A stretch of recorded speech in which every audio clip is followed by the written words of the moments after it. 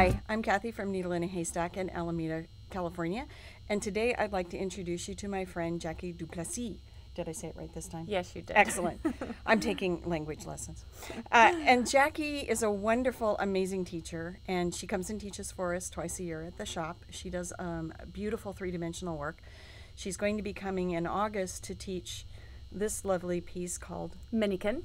And so today we want to give you a preview of what the project's going to be and hopefully entice you to come and visit us and take a class in August. So, Jackie? Thank you. Hello, everybody. Minikin is an object that is dainty and delicate. So I wanted to create a three-dimensional, four-sided little chalice-shaped drawstring pouch. And it features hand embroidery. It's completely hand assembled into 4 panels that become 4 lined interior panels.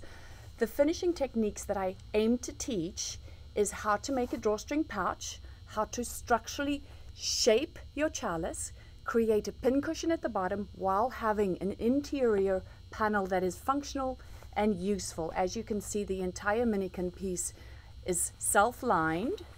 Ooh, wow. Oh, and there's even ribbon down on the inside as well. Absolutely, Oh, I like that. Yes, so when you do the actual finishing of the piece, you self-line as you create these spines of ribbon that act as binding. So when you see the inside of it, then you're not seeing any raw edges. All you're seeing is the actual, you can see that. I'll take a little picture and insert it. But the seam is completely self-encased in the ribbon itself.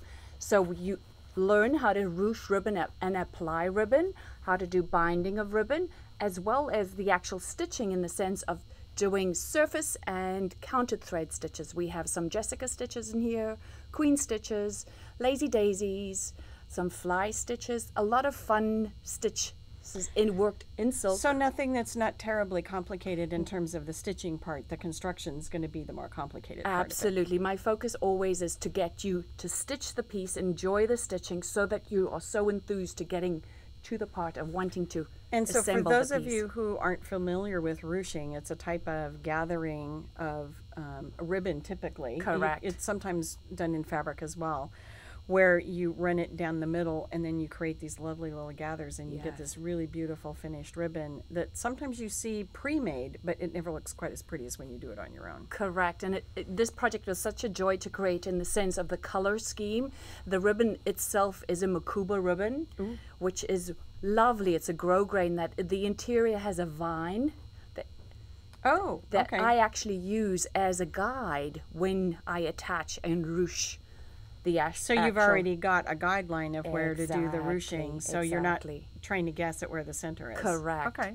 So the drawstring attaches to the top. There is a functional ribbon casing at the top that allows you to drawstring everything together. So whatever tool or treat you put inside stays. Talking about tools and treats, I wanted to create accessories with the piece.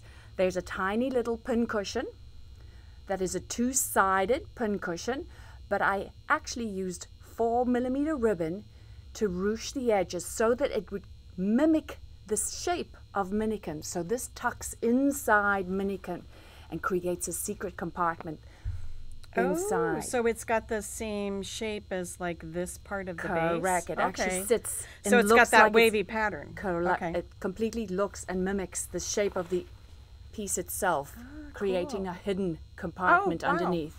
And of course, because I love thimbles, I wanted to make a special storage area for a thimble to tuck in. So this little thimble sits in here. And then how did you make the little thimble casing? It's not knitted, it looks knitted. It's done with hand-dyed, over-dyed silk thread that you stitch a head bow stitch. Oh. Yes, it was really a challenge in the sense of trying to work the amount to adapt to my thimble size, but once you get started, it's kind of addictive. I was going to say, I'm assuming once you get the structure done, so that you know where the circle is, how big the circle is. Correct. And I have a graft where you actually stitch a foundation and you work from that foundation, building till you get the height of the thimble requirements. And then there's a tiny little drawstring that cinches your thimble in place. So you so if you have your own special thimble, Correct. then you would just kind of make the circle, the diameter and the height to adapt to your thimble. Correct. particular I actually thimble. tell my students to go and find a thimble specifically for this project that they would tuck into this little storage compartment. And then it sits perfectly inside Minikin. There's a tiny little tool bodkin storage area of Minikin itself. Thank you for catching that. And then in class, to cover the stitches, we actually do this little preface piece, which we finish as a functional pin cushion. And then again, I teach the technique of head bow stitch, covering a ring, making a pin keep. There is a new adaptation stitch that I do for finishing, because when I do a project, I always try and adapt stitches in the sense of making it easier to assemble pieces so that you don't always have to do a back stitch join to a back stitch. So this is an actual little upright cross stitch that you work on a seam, and then when you sew it together, it gives you the effect of a tiny little picot. Yeah, I was going to say, because it looks like there's kind of a little picot. It almost looks like you did both a picot with a buttonhole in some weird sort of way. Correct. Oh, that's very cool. Thank you. And so this is what most people might think of as head bow, which is a lot of times it's done around a ring, so that you're using it as a decorative element for a bone ring. Correct. Or something that you would store your ribbons yeah. on, or threads in a needle case. I really like to teach the head bow technique, and people always assume it's a buttonhole, but it's this extra stitch. It's a secondary knot that's added to it, so it creates a beautiful ridge on. And head bow I use a lot to make loops for closures that would go over buttons, but specifically for rings, because I think it just adds a tiny bit of finessing to your Well, and it seems like finishing. structurally it has a bit more integrity than just doing a buttonhole stitch Oh, does. absolutely. Yeah. Absolutely. And because I love to create fabric,